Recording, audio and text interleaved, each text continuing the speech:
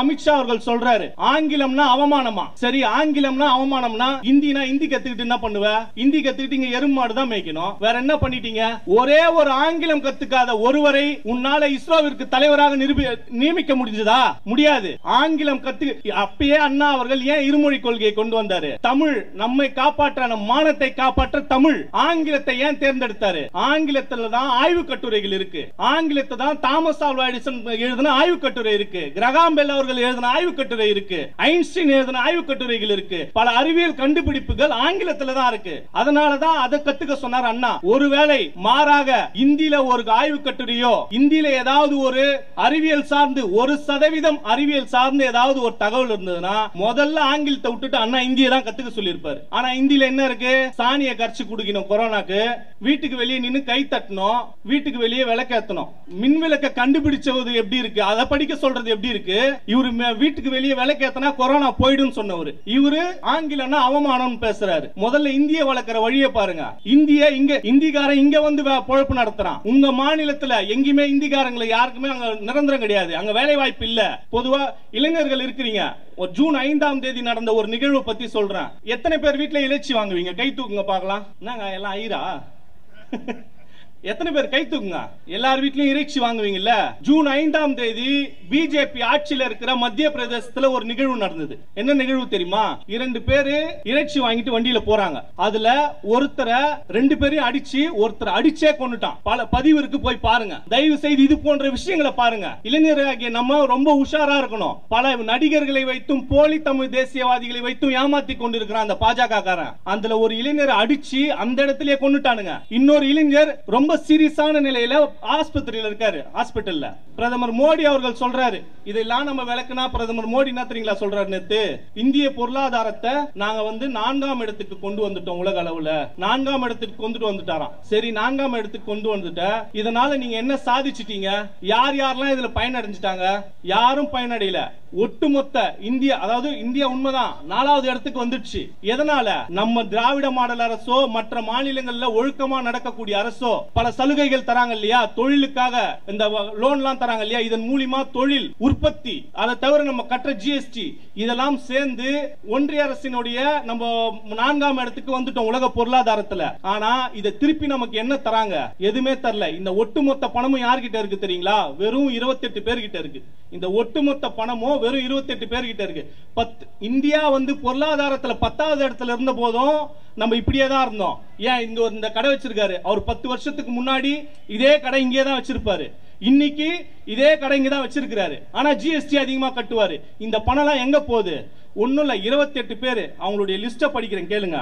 இவங்களாம் யாருன்னு சொல்றேன் கேளுங்க. விஜய் மல்லையா, மொஹில் சோஷி, நிரவ் மோடி, நிஷான் மோடி, பூபேஷ் பெய்டா, ஆஷிஷ், சன்னி கல்லாரா, ஆர்த்தி கல்லாரா, சஞ்சய் கல்லாரா, வர்ஷா கல்லாரா, சுதீர் கல்லாரா, ஜித்தன் மேத்தா, உமேஷ் பாரிக், கமலேஷ் பாரிக், நிலேஷ் பாரிக், வினய் மிட்டல், ஏகலைவா கர்ஹ், சேட்டன் ஜெயந்திலால், நிதன் ஜெயந்திலால், தீப்தி பென் சேட்டன், சாவியா சேட், ராஜீவ் கோயல், அல்கா கோயல், லலித் மோடி, ரிதீஷ் ஜெயின், ஹிதேஷ், மயூரி பென் பட்டேல், ஆஷிஷ் சுரேஷ் பாய். இவங்களாம் யாரு தெரியுங்களா? இவங்க எல்லாருமே இந்தியாவில மிகப்பெரிய தொழிலதிபர்கள். இவர்களுக்கு தான் ஒட்டுமொத்தமா நம்ம இந்தியாவுடைய மதிப்புல ஒரு 50% இந்த 28 பேர் கையில தான் இருக்கு. அந்த 1% மக்கள் கிட்ட தான் இருக்கு. இவர்கள் என்ன பண்ணிருக்காங்கன்னா, இவர்கள் வந்து வங்கியில நம்மளுடைய வரி பணம் நம்ம உழைச்சி இந்தியாவுக்காக இந்த பொருளாதாரத்துல முன்னணியில் எடுத்துட்டு வந்திருக்கோம்ல, இந்த இந்திய பொருளாதாரத்துடைய அந்த நம்ம கட்டின வரி பணத்தெல்லாம் இவர்களுக்கு எவ்வளவு தெரியுமா கடனா கொடுத்திருக்காங்க? எவ்வளவு சொல்லுங்க, ஒரு தோராயமா சொல்ல முடியுமா உங்களால? இந்த 28 பேருக்கும் கடனா கொடுத்திருக்கிற தொகை 10 லட்சம் கோடி. எவ்வளவு? 10 லட்சம் கோடி இந்த 28 பேருக்கு கடனா கொடுத்திருக்கு ஒன்றிய அரசு வங்கிகள் மூலமா. இதை திருப்பி வாங்கணும்ல. நீ தொழில் பண்ண கடன் கொடுக்குற, அதை திருப்பி வாங்கணும்ல. என்ன தெரியுங்களா பண்ணாரு டாடி? அதை வாரா கடன்ல சேர்த்துட்டாரு. யாரு? விஜய் மல்லையா கடனை வாரா கடன்ல சேர்க்கிறாரு. லலித் மோடி தான் வாரா கடன்ல சேர்க்கிறாரு. நிரவ் மோடி தான் வாரா கடன்ல சேர்க்கிறாரு. ஒரே ஒரு கேள்வி கேட்கிறேன், இங்க இருக்கிற யாருன்னா பேங்க்ல 1 லட்சம் வாங்கிட்டு கட்டலன்னா அவங்களை சும்மா விடுவாங்களா? எத்தனை வாட்டி வீட்டுக்கு போலீஸ் வரும்? எத்தனை வாட்டி வீட்டுக்கு பேங்க்ல இருந்து ஆபீசர் வருவான்? கொஞ்சம் சிந்திச்சு பாருங்க. ஆனா இவர்கள்லாம் 10 லட்சம் கோடி ஏமாத்திட்டு சுத்திட்டு வராங்க. இதற்கெல்லாம் உடந்தை யாரு? இத வாரா கடன்ல சேர்க்கிறாரு. இதெல்லாம் எப்படியாப்பட்ட ஆட்சி? இது போல ஆட்களை நம்ம தமிழ்நாடு மக்கள் உள்ள விடுறது இல்ல, ஆனால் மற்ற மாநிலங்கள்ல உள்ள விட்டுறாங்க. இந்த 10 லட்சம் கோடி சொன்னீங்களா, இந்த 28 பேர்ல ஒருத்தர் கூட தாழ்த்தப்பட்ட பிற்படுத்த சமுதாயத்தை சார்ந்தவர்கள் இல்ல, ஒருத்தர் கூட இஸ்லாமிய கிறிஸ்துவ மக்கள் இல்ல.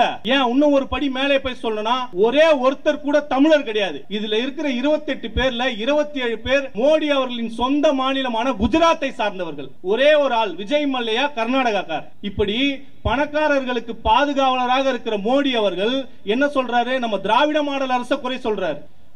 அதாவது 102வது பிறந்த நாள் விழா தலைவர் கலைஞர் அவர்களுக்கு. மானம் அவர் கேட்ட தாலாட்டு, மரணம் அவர் ஆடிய விளையாட்டு, தென்றலை தீண்டியதில்லை தீயை தாண்டி இருக்கிறேன் என்று எழுதியவர் மட்டுமல்ல, அதன்படி வாழ்ந்தவர் தலைவர் கலைஞர் அவர்கள்.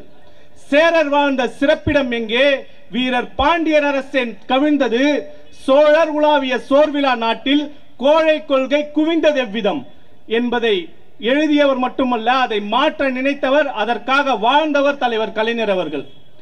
பொதுவாக நான் இந்த பத்திரிகையை படிக்கும் போது அவர்களே நான் படிச்சேன் இல்லைங்களா, அதுல ஒரு 2 சம்பவம் எனக்கு நினைவுக்கு வந்தது. ஒரு சம்பவம் சமீப காலத்துக்கு முன்னாடி சமீபத்தில் நடந்த ஒரு சம்பவம். இன்னொரு சம்பவம் இந்த அவர்களேன் படிப்பதற்கு பின்னாடி இருக்கிற ஒரு வரலாறு. அதை நான் இந்த திராவிட இயக்க வரலாறுகளை பற்றி படிக்கும் போதுதான் அதை பத்தி தெரிஞ்சுக்கிட்டேன். 1920-25 எல்லாம் இது போன்ற ஒரு பொதுக்கூட்டம் நடக்குதுன்னா, அந்த பொதுக்கூட்டத்தில் அது அப்பெல்லாம் காங்கிரஸ் கட்சி தான் ஒரு செல்வாக்கான கட்சியா இருந்தது. அந்த கட்சிகள்ல உயர் சாதியினர் தான் அதிகமாக இருந்தாங்க. அந்த பொதுக்கூட்டத்தில் ஒரு தாழ்த்தப்பட்ட ஒரு பிற்படுத்தப்பட்ட சமுதாயத்தை சார்ந்த ஒருத்தர் கூட்டம் கேட்க வரணும்னா அவங்க வேட்டி கட்டிக்கிட்டு வரக்கூடாது. நிஜமாதான் வேட்டி கட்டிக்கிட்டு வரக்கூடாது, கோவணத்தோட தான் வரணும். இந்த மாதிரி நிலையில் தான் இருந்தது. இதையெல்லாம் மாற்றி இந்த வேட்டி கட்ட கூடாது, ஏண்டா நீயும் மனுஷன் நானும் மனுஷன், நாங்க மட்டும் ஏன் வேட்டி கட்ட கூடாதுன்னு கேட்டதுக்கு, உன்னுடைய பிறப்பு இருக்கு இல்லையா, அந்த பிறப்புல சாதி இருக்குல்ல, அந்த சாதியினுடைய அடிப்படையில உனக்கு வேட்டி கட்ட உரிமை இல்லை அப்படின்னு ஒரு பொய் பரப்புரைகளை செய்தாங்க. இதற்கு தான் தந்தை பெரியார் அவர்கள் சொன்னாரு, மனித ஜீவனாக பிறந்த ஒவ்வொருவனுக்கும் எல்லாவற்றையும் விட அந்த மிக முக்கியமான உணர்ச்சி மான அவமானம் எனும் அந்த சுயமரியாதை தான். அது மனிதனுக்கு உண்டான பிறப்புரிமை. அதனாலதான் அந்த மானுடன் மனிதன் அப்படிங்கிற வார்த்தையே, மானம்ங்கிற வார்த்தையிலிருந்து உருவானதுதான் அந்த மானுடன்ற வார்த்தையே. இப்படியெல்லாம் சொல்லும் போது மனித ஜீவன்களாகிய நமக்கு அந்த மானமும் அவமானமும் ஒரு சுயமரியாதைன்னு சொல்றோம்ல, உங்களுக்கு எல்லாம் தோணலாம் இப்படிலாம் ஒரு நாள்ல கூட எடப்பாடிக்கோ சீமானுக்கோ அண்ணாமலைக்கோ இவங்களுக்கெல்லாம் நம்ம பார்த்ததே இல்லையே, அப்படிலாம் ஒரு நாள்லயே அவங்க பேசுனதே இல்லையேன்னு உங்களுக்கு தோணலாம். இதெல்லாம் யார் உண்மையை பேசுறாங்க, யார் நேர்மையா சொன்ன சொல்படி நடக்கிறாங்க, அவர்களுக்கு உண்டான செயல். இதுல அவங்களுக்கு இடம் வராது. இது போன்ற வேட்டி கட்டிக்கிட்டு உள்ள வரக்கூடாதுன்ற நிலை, அவர்களின் நிலையை அவர்களுக்கு இடஒதுக்கீடு மூலியமா கல்வி கொடுத்து, அந்த கல்வி மூலியமா அவர்களை பேண்ட் சட்டு போட வைத்த இயக்கம் திராவிட இயக்கங்கள். அவர்களுக்கு அந்த மேடைகள் அவர் ஏற முடியாது. பழைய காலத்தெல்லாம் பார்த்திருப்பீங்க, இந்த கை கீழே துண்டை வச்சுக்கிட்டு மேடை ஓரமா கையை கட்டிக்கிட்டு நிற்பாங்க. இதுதான் அவர்களுடைய நிலையா இருந்தது. அப்படி இருக்கிற நிலைகளை மாற்றி அவர்களை எல்லாம் மேடை ஏற்றி அவர்களுக்கு பொன்னாடை போற்றிய இயக்கம் திமுக. அவர்கள்லாம் ஒரு காலத்துல இது போன்ற பத்திரிகையில பெயர்கள்லாம் இருக்காது, இந்த மாதிரி பத்திரிகையில பெயரை போட்டுலாம் கூப்பிட மாட்டாங்க. அப்படி இருந்தவர்களை எல்லாம் அந்த காலத்தை மாற்றி, இன்னொரு சம்பவம் சொல்றேன் கேளுங்க. ஒரு குறிப்பிட்ட காலத்துக்கு முன்னாடி இந்த படங்களுடைய போஸ்டர் ஒட்டுவாங்க தியேட்டர்கள்ல.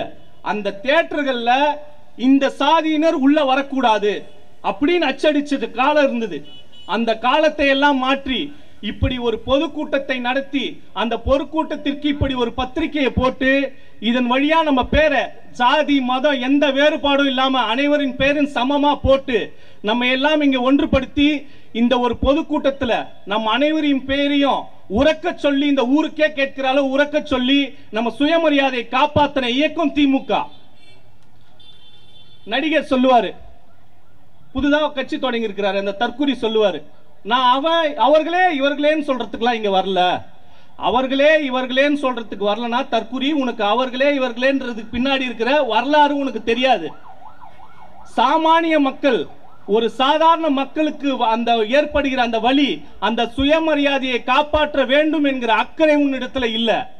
முதல்ல சகோதரர்களே, திமுக காரனா யாருன்னு தெரிஞ்சுக்கோங்க. திமுக காரனா ஒர்க் ஃப்ரம் ஹோம் செய்யறவன்ல, வீட்டுக்குள்ளேயே உட்கார்ந்துகிட்டு வேலை செய்யறவன்ல. இந்த மண்ணுக்கு இந்த மக்களுக்கு ஒரு பிரச்சனைனா அந்த பட்டொலி வீசி பறக்கிறதை அந்த கொடியை எடுத்துக்கிட்டு நடுத்தெருவுக்கு வந்து போராடக்கூடியவன் தான் திமுக காரன். போலீஸ்காரங்களை பார்த்துட்டு ஒரு போராட்டம் நடத்தி போலீஸ்காரங்களை பார்த்துட்டு பின்னங்கால் முதுகுல அடிக்கிற அளவுக்கு ஓடுறவங்க கிடையாது திமுக காரன். ஒரு போராட்டம் நடத்தி கைது பண்ண வந்தாங்கன்னா வாங்க போலாம் ஜெயிலுக்குன்னு துணிச்சலா இந்த மக்களுக்காக சிறை செல்லக்கூடியவன் திமுக காரன். இந்த அளவிற்கு நமக்கு வரலாறு இருக்குது. அவர் பேசுவாரு, அவர் பேசுறதை கேட்டிருக்கிறீங்களா? படங்கள்ல நல்ல வீரவசனம் பேசுவாரு. ஒரு பணக்காரன் தான் பயன்படுத்துகிற பொருளை ஸ்ட்ராபெரி பிளேவர் வேணும்னா ஒரு ஏழை குழந்தை தன் வாழ்நாள்ல ஸ்ட்ராபெரியை நினைச்சு பார்க்க முடியுமா அப்படின்னு கேட்பாரு. தற்குறி இப்படி வீரவசனம் பேசின இயக்கம் இல்லடா திமுக. அதற்கு ஒரு உதாரணம் சொல்றேன் கேளுங்க. எதெல்லாம் எனக்கு மட்டும்தான் சொந்தம், இந்த கல்வி, இந்த அரசு பணி, இந்த மருத்துவம், இதெல்லாம் இந்த உயர் சாதியாக எங்களுக்கு மட்டும்தான் சொன்னோம். எவன் சொன்னானோ அவன் கொள்கையை அடித்து உடைத்து எல்லோருக்கும் எல்லாம் என்கிற அந்த அடிப்படை கோட்பாடை உருவாக்கி எல்லோர் இல்லங்களிலும் அனைத்தையும் கொண்டு சேர்த்த இயக்கம் திமுக. பொதுவாகவே அதுக்கு ஒரு உதாரணம் சொல்றேன் கேளுங்க. முன்பு இருந்த காலங்கள்லாம் ஒரு மருத்துவ சிகிச்சை, ஒரு உயர்தர மருத்துவ சிகிச்சை, அதெல்லாம் ஒரு பணக்காரனால தான் அனுபவிக்க முடியும், அவர்கள் தான் பயன்படுத்த முடியும். ஒரு ஏழையா இருக்கிற ஒருத்தங்களால ஒரு உயர்தர மருத்துவ சிகிச்சை பெற முடியுமா? 2-3 லட்சங்கள் செலவு செய்து ஒரு மருத்துவ சிகிச்சை பெற முடியுமா? நிச்சயமா முடியாது. ஆனா அது கேள்விக்குறியாதான் இருக்கும். இதையெல்லாம் ஒரு ஏழை எளிய விளிம்பு நிலை மக்கள் வரை அனைவருக்கும் உயர்தர மருத்துவ சிகிச்சையை கலைஞர் காப்பீட்டு திட்டத்தின் மூலம் நிரூபித்து காட்டிய இயக்கம் திமுக, தலைவர் கலைஞர் அவர்கள். இவரை போல ஸ்ட்ராபெரி கதை சொன்னவர் இல்ல. அந்த ஸ்ட்ராபெரியை பணக்காரங்கிட்ட இருந்து புடுங்கி ஏழை கிட்ட கொடுக்கல. அதை ஏழைக்கு எப்படி உருவாக்கி தரணும்ன்றத திட்டத்தின் மூலமாக உருவாக்கியவர் தலைவர் கலைஞர் அவர்கள். இன்னைக்கு கூட பொதுவாக நான் பேசுறதுக்கு நிறைய விஷயங்கள் இருக்கு. ஆனா நான் அமைச்சர் அவர்கள் அடுத்தடுத்த கூட்டத்திற்கு போகணும். அதனால என்னுடைய உரையை இன்னும் ஒரு 5-10 நிமிடத்திற்குள்ள நான் முடித்தாகணும். இன்றைக்கு கூட அமித்ஷா அவர்கள் சொல்றாரு, ஆங்கிலம்னா அவமானமா? சரி, ஆங்கிலம்னா அவமானம்னா இந்தி கத்துக்கிட்டு என்ன பண்ணுவ? இந்தி கத்துக்கிட்டு இங்க எருமாடு தான் மேய்க்கணும், வேற என்ன பண்ணிட்டீங்க? ஒரே ஒரு ஆங்கிலம் கத்துக்காத ஒருவரை உன்னால இஸ்ரோவிற்கு தலைவராக நியமிக்க முடிஞ்சதா? முடியாது. ஆங்கிலம் அப்பயே அண்ணா அவர்கள் ஏன் இருமொழி கொள்கையை கொண்டு வந்தாரு? தமிழ் நம்மை காப்பாற்ற, நம் மானத்தை காப்பாற்ற தமிழ். ஆங்கிலத்தை ஏன் தேர்ந்தெடுத்தாரு? ஆங்கிலத்துல தான் ஆய்வு கட்டுரைகள் இருக்கு. ஆங்கிலத்தை தான் தாமஸ் ஆல்வா எடிசன் எழுதின ஆய்வு கட்டுரை இருக்கு, கிரகாம் பெல் அவர்கள் எழுதின ஆய்வு கட்டுரை இருக்கு, ஐன்ஸ்டீன் எழுதின ஆய்வு கட்டுரைகள் இருக்கு. பல அறிவியல் கண்டுபிடிப்புகள் ஆங்கிலத்துல தான் இருக்கு. அதனாலதான் அதை கத்துக்க சொன்னார் அண்ணா. ஒருவேளை மாறாக இந்தியில ஒரு ஆய்வு கட்டுரையோ, இந்தியில ஏதாவது ஒரு அறிவியல் சார்ந்து 1% அறிவியல் சார்ந்து ஏதாவது ஒரு தகவல் இருந்ததுன்னா முதல்ல ஆங்கிலத்தை விட்டுட்டு அண்ணா இந்தியை தான் கத்துக்க சொல்லியிருப்பாரு. ஆனா இந்தியில என்ன இருக்கு? சாணியை கரைச்சு குடிக்கணும், கொரோனாக்கு வீட்டுக்கு வெளியே நின்று கை தட்டணும், வீட்டுக்கு வெளியே விளக்கேற்றணும். மின்விளக்க கண்டுபிடிச்சது எப்படி இருக்கு, அதை படிக்க சொல்றது எப்படி இருக்கு? இவரு வீட்டுக்கு வெளியே விளக்கேத்தனா கொரோனா போயிடும் சொன்னவர். இவரு ஆங்கிலம்னா அவமானம் பேசுறாரு. முதல்ல இந்திய வளர்க்கிற வழியை பாருங்க. இந்திக்காரன் இங்க வந்து பொழப்பு நடத்துறான்.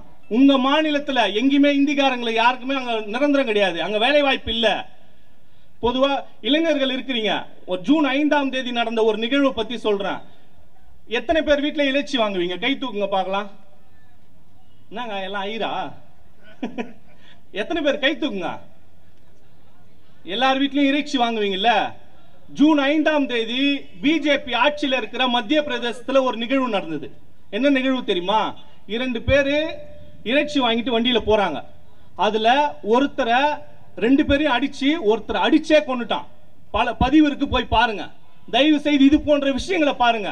இளைஞராகிய நம்ம ரொம்ப உஷாரா இருக்கணும்.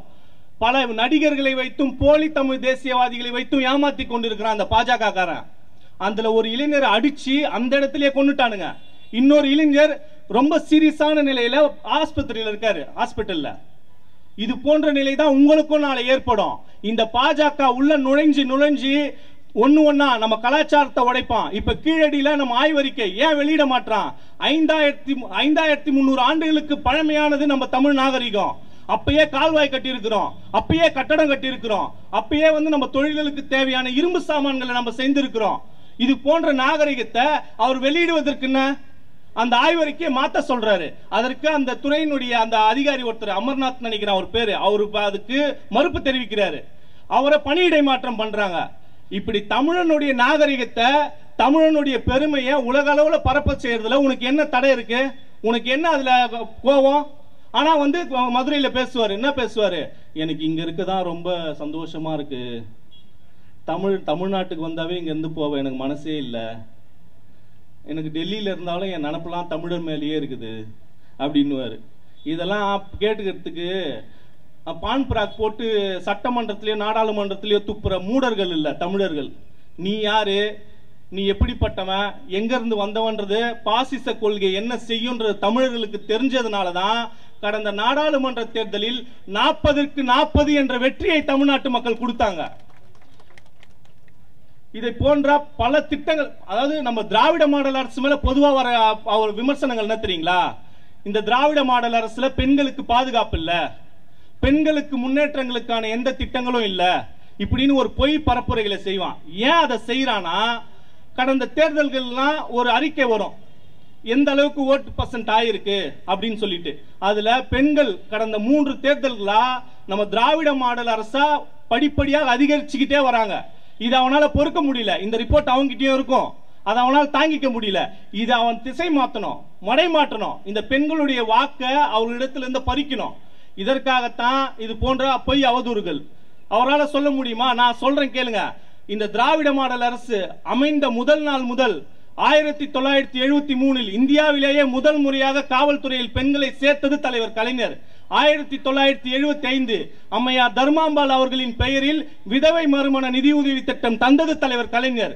1989 டாக்டர் முத்துலட்சுமி அம்மையார் அவர்களின் பெயரில் மகப்பேறு நிதியுதவி திட்டம் தந்தது திமுக. 1989 மகளிர் சுய உதவி குழுக்கள் ஆரம்பித்தது தலைவர் கலைஞர் அவர்கள். 1989 அம்மையார் மூவலூர் ராமாமிர்தம் அவர்கள் பெயரில் திருமண நிதியுதவி திட்டம் தந்தது திமுக. இந்தியாவிலேயே உலக வரலாற்றிலேயே 1989 ஆண்களை போல பெண்களுக்கும் சொத்தில் சம பங்கு உண்டு என்கிற சட்டத்தை கொண்டு வந்தது திமுக. 1990 அரசு பணியிடங்களில் பெண்களுக்கு 30% இடஒதுக்கீடை தந்தது கலைஞர். 1996 உள்ளாட்சி தேர்தலில் 33% இடஒதுக்கீடை தந்தது தலைவர் கலைஞர். 1996 1 முதல் 5ஆம் வகுப்பு வரை அந்த அரசு பள்ளிகள் இருக்கு இல்லையா, அந்த பள்ளிகள்ல ஆசிரியர்களை பெண்களாவே நியமித்தது தலைவர் கலைஞர். 1997 அறங்காவலர் குழுக்களில் பெண்களை நியமித்தது திமுக. 2006 முதல் 11 ஆட்சி காலத்தில் அந்த பெண்களுக்கு ஏற்படுகிற அந்த விறகடுப்பு தான் இருக்கும். கொஞ்சம் ஒரு 40 வயசு இருந்தவங்களுக்குலாம் வரலாறு படிச்சிருக்கிற இளைஞர்களுக்கும் தெரிய வாய்ப்பு இருக்கு. பழைய நம்ம 30 வருஷத்துக்கு முன்னாடி எல்லாம் பாத்தீங்கன்னா விறகடுப்புல தான் சமைப்பாங்க. அந்த எரிவாயு அடுப்பு ஏன் கொடுத்தார் தலைவர் கலைஞர் அவர்கள்ன்றதுக்கு பின்னாடி ஒரு பெரிய வரலாறு இருக்கு. அந்த விறகடுப்புல அந்த பெண்கள் வந்து அந்த ஊதி இது பண்றதுனால அவர்களுடைய நுரையீரல் பாதிக்கப்படுது. இந்த நுரையீரல் பாதிப்புனால அதிக அளவுல ரிப்போர்ட் வருது. ஒரு பெண்ணை இழந்தால் அந்த குடும்பம் நடு தெருவில் நிற்கும் என்பதை உணர்ந்த தலைவர் கலைஞர் அவர்கள் அவர்களின் வாழ்வை காப்பாற்ற இலவச எரிவாயு அடுப்பை வழங்கி பெண்களை காத்த தலைவர் கலைஞர் அவர்கள். இது மாதிரி இப்போ நமது திராவிட மாடல் நாயகர் அவர்கள் 2021 மகளிர் விடியல் பயணம், 2023 நம்ம மகளிர் உரிமை தொகை, தோழி விடுதிகள், பெண்களை பாதுகாப்பாக வைக்கும் அந்த தோழி விடுதிகள், மாணவர்களுக்கான அந்த கல்வி வந்து ரத்தாக கூடாது, அவர்களுடைய தடை எந்த காரணத்துக்காகவும் அவர்களுடைய கல்வி தடைப்பட்டு விடக் கூடாது என்பதற்காக புதுமை பெண் திட்டங்கள் மூலமா மாணவிகளுக்கு மாதம் 1000 பிங்க் ஆட்டோ திட்டம், இது போன்ற ஒரு 5 திட்டத்தை இந்தியாவில் வேற எந்த கட்சினா சொல்ல முடியும்னா சொல்லுங்க, நான் இந்த மேடையை விட்டு போயிடுறேன். ஒருத்தராலையும் சொல்ல முடியாது. அந்த அளவிற்கு திராவிட மாடல் ஆட்சி அமைந்த போதெல்லாம், எப்போதெல்லாம் திராவிட மாடல் ஆட்சி அமைந்ததோ அப்போதெல்லாம் பெண்களை முன்னேற்ற, பெண்களை வாழ்வில் அடுத்த கட்டத்திற்கு கொண்டு செல்ல என்னென்ன திட்டங்களை தீட்ட முடியுமோ அதையெல்லாம் செய்த இயக்கம் திமுக. அந்த நடிகர் சொல்லுவாரு, திமுக வந்து அவர்களே என்ன சொன்னாரு, மன்னராட்சி முதல்வரே முட்டாளே, உன்னை முட்டாளேன்னு தான் சொல்லணும். மக்களால தேர்ந்தெடுக்கப்பட்டு ஒருத்தர் ஆட்சிக்கு வர்றது மன்னராட்சின்னு சொல்றாரு. இதை யார் அசிங்கப்படுத்துறது? அந்த மக்களை. இங்க நிறைய இத்தனை இளைஞர்கள் இருக்கிறீங்கல்ல, யாராவது ஒரே ஒருத்தர் எங்கேயோ என் பேச்சை கேட்டுக்கிட்டு இருப்பாங்க, ஏதோ ஒரு இடத்துல கேட்டுட்டு இருக்கலாம். மனசாட்சியை தொட்டு சொல்லுங்க, அந்த நடிகருடைய முதல் நாள் முதல் ஷோ அந்த காட்சியை அரசு நிர்ணயித்த 200 ரூபாய் விலையில யாராவது பார்த்திருக்கீங்களா? பிளாக்ல டிக்கெட் விற்பான். அவன் மாவட்ட தலைவர் பிளாக்ல டிக்கெட் விற்பான். அதுக்கு தான் ஒரு மாவட்ட தலைவர். இதுதான் அவன் வேலை. இப்படி 1000-2000 ரூபாய், உண்மையா இல்லையா? கை தூக்குங்க. யாராச்சும் இல்லைன்னு இதை மறுப்பீங்களா?